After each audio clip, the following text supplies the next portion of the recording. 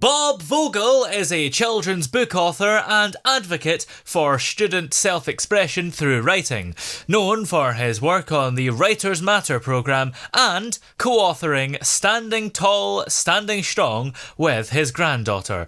And Bob joins us now along with his granddaughter. How are you both today? Oh, great. Thank you. Thank you. I'm great.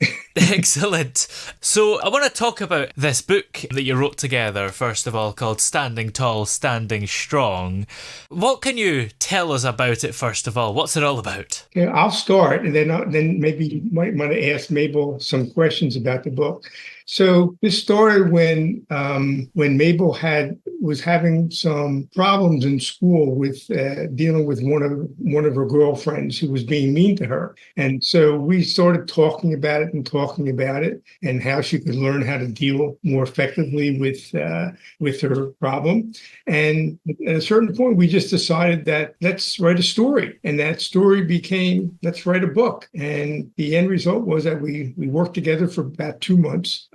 Talking to each other, writing things down, keeping notes. And that's kind of how we got started. And Mabel, what was it like to work with your grandfather on this book? Was it quite an enjoyable experience? Yes. I think it connected us more because he got to know a little bit more about what happens in my life, and yeah. What sort of impact did the book have on you, Bob? Well, the impact it had on me was that I had the opportunity to spend a lot of time with my granddaughter and getting into her world, getting into her life, getting into some of the things that she was challenged with. Yeah. And it just became a wonderful, wonderful conversation. And so over time, we just got to know each other a lot better. And also we had a task to work on together that ended in the result of having the book published. The story in the book of the character Tyler sort of standing up for herself is very empowering, isn't it? So how did you sort of relate to the character in the book, Mabel? Well, we had the same problem. She is me, so... And the fact that she sort of is you, did that make it quite easy for you to create the character? Yeah, because I know a lot about my life, and it was easy to, make her. And also, when we were talking about this, you really had not resolved the problem yet, have you? Did you? I did not. Yeah. So she kind of worked through the process of resolving the problem herself and taking responsibility for problem solving. Did working on the book help you solve the problem, or did even just sort of writing about it help you feel better? Yeah. How do you think it made you feel better? Well, I think it helped me solve my problem when it at the end, telling her about that she thought she was being mean, and then I felt brave from the book and it helped me do that. Do you feel like you two writing books together, or maybe even yourself, Mabel, sort of writing more books on your own, do you feel like there is more to come and this is just the start of your writing journey? Yes. Talk about that. What would you like to do next? I have no idea. I don't know what I want to write next. Well, yeah, it's interesting because she's only 8 years old, and most 8-year-old kids don't get an opportunity to do this. So This is all kind of new to her. But she jumped in there and she felt empowered and she did what she had to do to get it done. And you, Bob, are of course a big supporter of mainly students, but I suppose all sorts of young people getting into writing.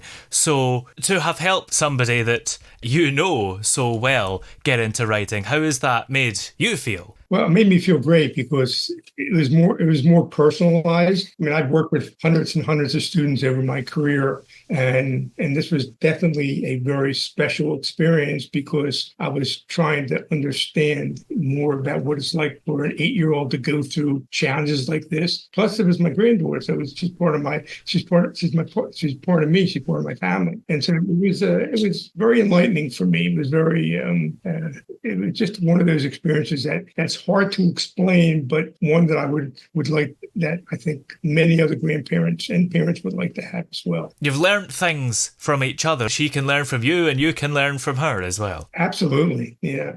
I mean, I one of the things I learned from her is that she had so many things that were on her mind, things that she wanted to talk about. And she was brave enough to talk about them and try to figure things out, and just not like go to somebody like an older person, say, figure out this problem for me, solve it. Yeah. But she didn't want to do that. She decided that she was going to take that responsibility and she was going to figure it out herself. Absolutely. Now, of course, you've got the Writers Matter programme, which provides an opportunity for students from elementary school all the way up to high school to learn critical writing skills. So can you tell us a bit about that programme and the impact that it has on the life of students? The program started almost 20 years ago when I worked with one teacher and one class, and it's grown now into working with over 3,000 students in about 20 schools in the Philadelphia area. And the goal was that kids have a lot to say, and a lot of times their voices are never heard, and they are sometimes very uncomfortable just speaking it. But writing is it puts them more in a comfort zone. It gives them the ability to write about something before they say it. And so the Writers Matter programs allows students to journal about their feelings, about their experiences, about their personal life, and to figure out how they're going to deal with issues that challenge them every day of their lives. And what was it that inspired you to focus on writing as a tool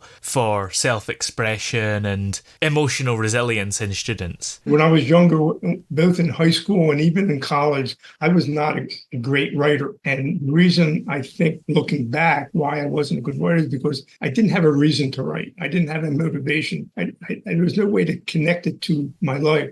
When I got into actually in graduate school, I started working with a lot of students, and I used to have them journal. And I found that the power of journaling, talking about their personal lives, enabled them to write in a way that they couldn't write before. And eventually that kind of writing developed into skills that they were able to use for their subject areas later on in high school.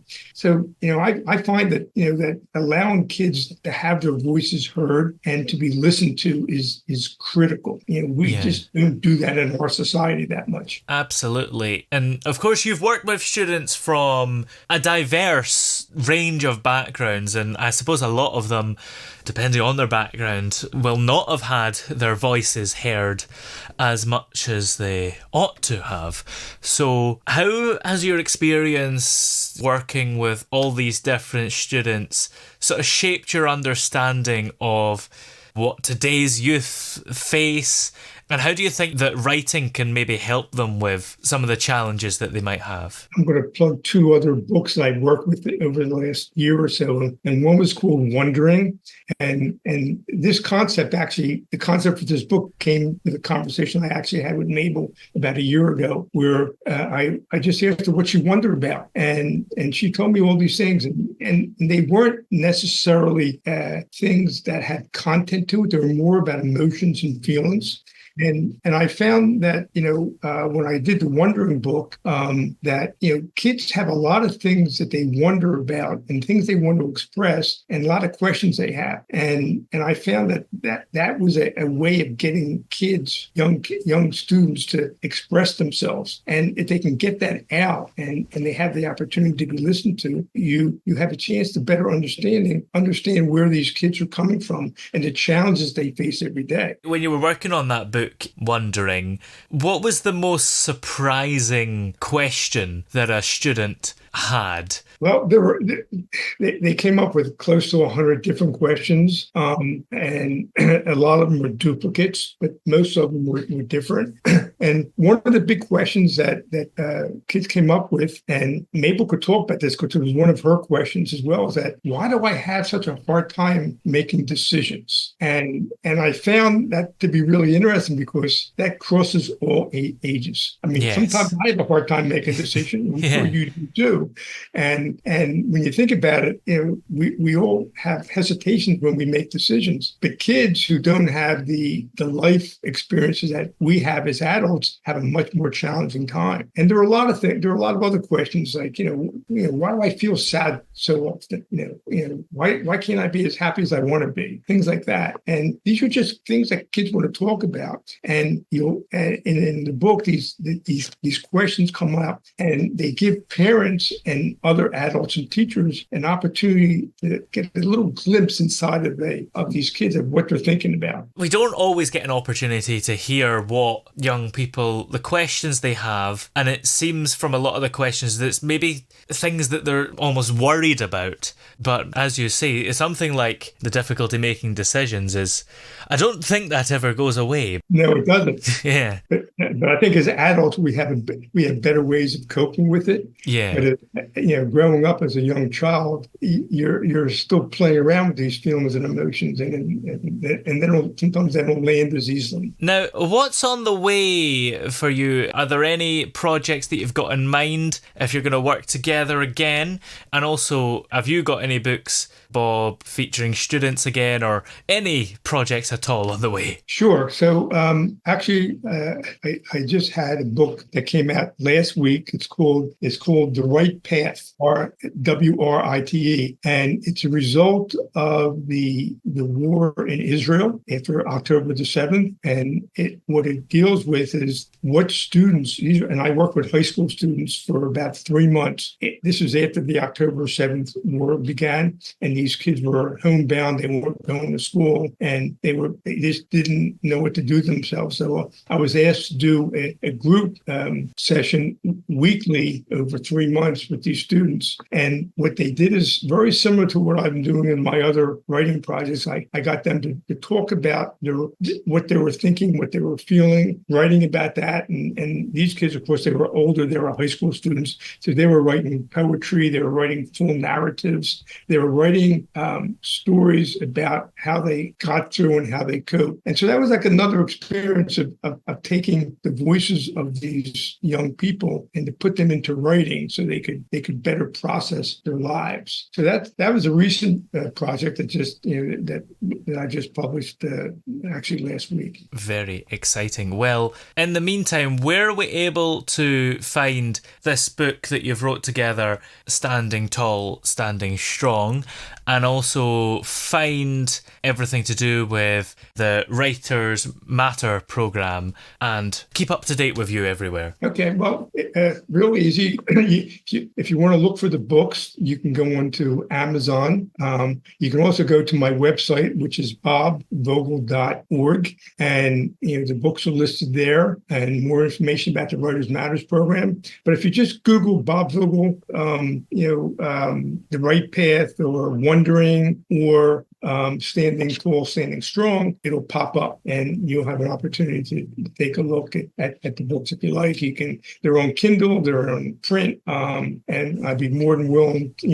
My email's on my site, so if anybody has any questions, I'll be more than happy to talk to them, especially if they're teachers, that might want some help. By the way, just want to add one more thing. If you had 30 more seconds. Oh yes. You back at projects. I'm now working with my middle granddaughter, writing a story with her as well. So I've kind of gotten into this story writing with my grandchildren, and I recommend it for all you parents and grandparents out there. Brilliant. Well, many thanks to both of you for coming on the show today. It's been great having you here. Well, thank you so much. I appreciate your taking time to give us an interview. And Mabel, do you enjoy this? Yes. Yeah. Well, that's good. Yeah. So she's an inspiring writer and reader, and I'm sure you're going to be hearing more about Mabel.